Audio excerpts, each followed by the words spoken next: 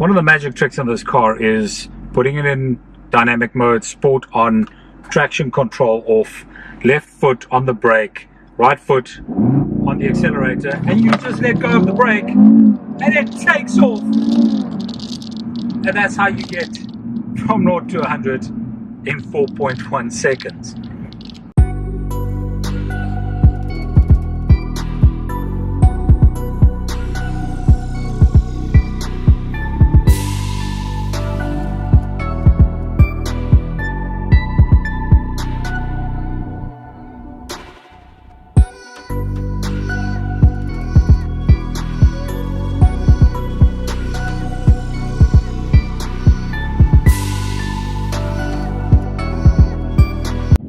Monday afternoon and I'm driving an Audi RS3 Sportback. It's one of the more special cars that Audi make, and not for any other reason besides the fact that it has a very unique engine. There are only a handful of cars made by Audi that contain this 2.5 litre 5-cylinder engine. They started in 2009 with the Audi TT RS, and they also put it like the Audi RS3, and recently they put it in the new TT RS, and they've also put it in these 3 Audi RS3s. There's the normal RS3, RS3 sedan, and the RS3 Sportback, which is the one I'm driving at the moment. The ride is a bit on the choppy side. They've got this thing called the Audi magnetic suspension, which is supposed to be a new generation incredible suspension. It is incredible when you're in performance mode and when you're going fast. It's a little on the choppy side when you're not going so fast, but that's okay. You've bought this car to go fast. You've bought this car for the performance. If you wanted something smooth, this is not the car you're looking for. So straight off the bat, I thought I'd start this video with how this car drives. This is the reason you have bought this car. This is the reason you're interested in it. You want to know how this car drives. Currently, I'm in comfort mode. It comes with a couple of different settings. There's comfort, which sort of dumbs down everything in the car as much as it can be dumbed down in an RS3. Then there is auto, where the car tries to decide for you how you should be driving. So in other words, it'll set the throttle response, it'll set the suspension. I'm on quite a bumpy road, and this is bumpy. There we go, that's better. So in automatic mode, it tries to set everything for you. It tries to sort of figure out how you're driving and what the settings should be.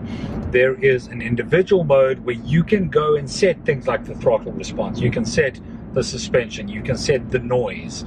Those kind of things all in individual mode. And then there is dynamic mode, which just makes everything dynamic. There's a button on the dasher that says drive select. You press it, you select the mode you want to be in.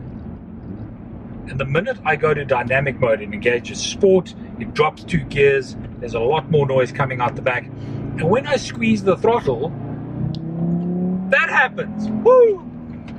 This car really is incredible. The 2.5 litre engine produces 294 kilowatts, which is quite a lot of power for a small car like this.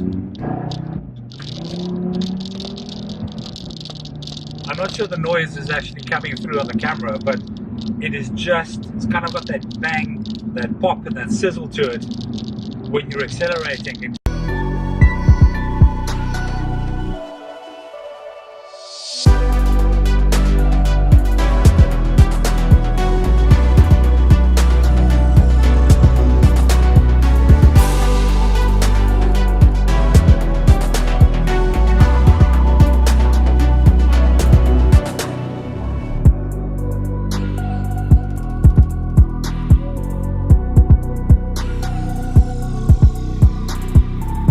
I'm going to start by showing you what the engine bay looks like. It's actually quite cool. It says TFSI over there, obviously the Audi signs, but there are all these red sort of caps on top of where essentially cylinder 1, 2, 3, 4 and 5 lives. You can see all the spark plugs down the back there as well. As far as engine bays go, this is not bad. This is actually quite cool. Audi have done a cool job of dressing up the engine, even adding an RS badge over there. Kind of makes you feel like when you have to stop and put oil in at the garage, even the engine looks the part. On the outside, they've got this honeycomb grille, which is also unique to the RS3. The S3's looks a bit different, and obviously the A3 is sort of more straight lined. It's got the Quattro lettering at the bottom there, the RS3 badge over there. The back of the car looks just as cool. There's an RS3 badge on the back here. It's got twin exhausts and this really cool big diffuser sitting at the bottom here. These exhausts are where most of that noise comes from. And when you take a step back from the Audi RS3, the Sportback looks really cool. These mags are unique to the RS3, and you can get the optional extra brake calipers. If you have a look carefully on the rim, it actually says Audi Sport on it. That's pretty cool. As you get into the car, one of the first things you notice is this sort of Alcantara finish on the inside of the door handles, and what they call a carbon inset finish.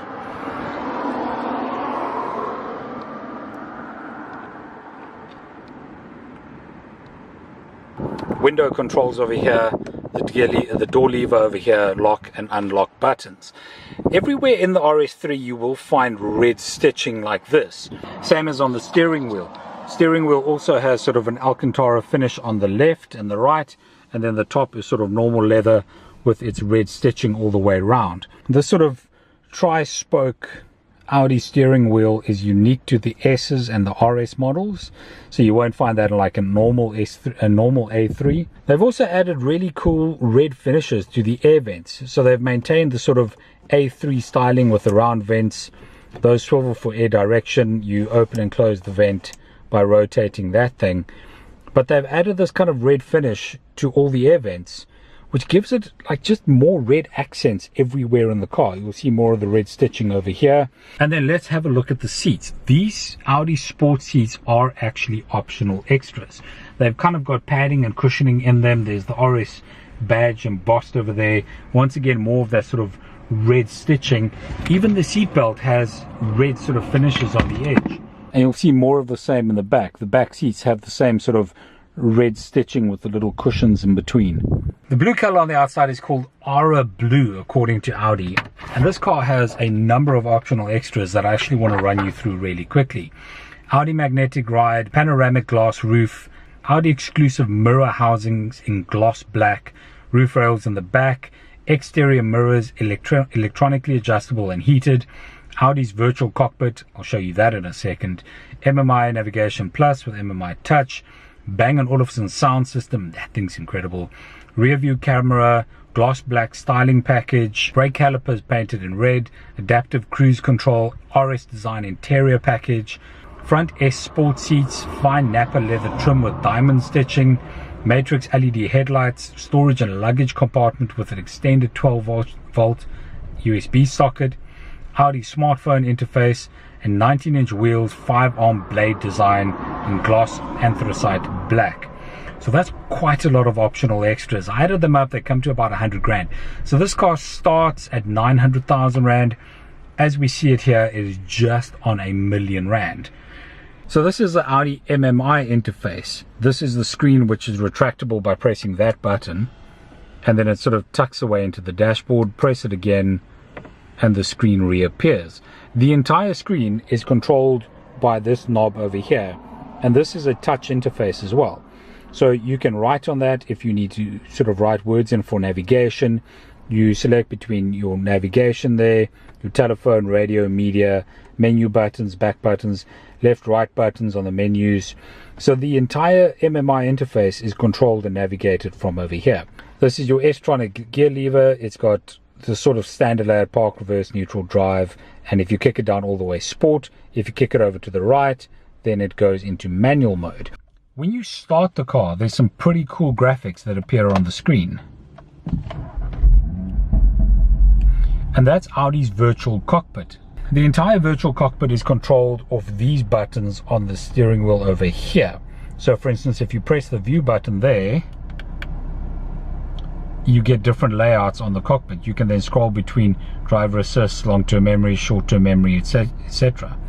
This kind of layout though, with the speedometer in the center and the power and torque indicators on the right, is pretty unique to the S and RS models. You can't actually get that setup in a standard A3.